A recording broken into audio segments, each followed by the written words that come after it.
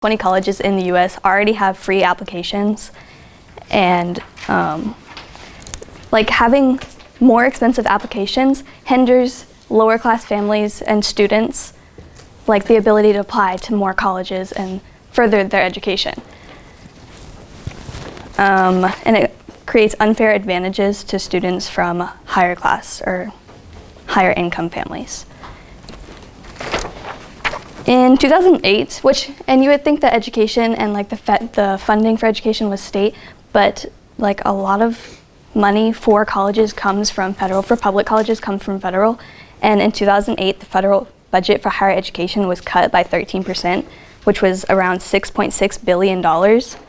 And the per student funding decreased from between 13 to 55% depending on the state. So like, although funding and like education is a state issue, the funding for a lot of applications did come from federal. And I said that this was more of a federal issue than a state issue because like the equal protection for lower class families differed by state.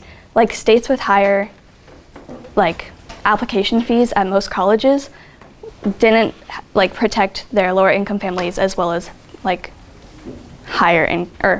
as well as states did from like with lower applications. And then I said a lot of the funding, we would re-implement the $6.6 billion that we reduced in 2008, which in 2008 a lot of application fees did increase, so it did make a difference. And then almost half, 46.53, almost half of our federal funding is for the military, and I think that we could decrease that a little bit, not a lot, because obviously it's important, and like you need the protection, but like what you need to protect, what you're trying to protect. Like you have to protect the nation that you need to protect, you know, like the people in the nation, rather than just with the military. Any questions? Representative Damn. So this bill is just as much about defunding the military in some cases, or giving, not defunding, but reducing the funds as is for Slightly, yeah. But it's not meant just to defund, it's meant to add to the education. But yes, it would defund, just slightly.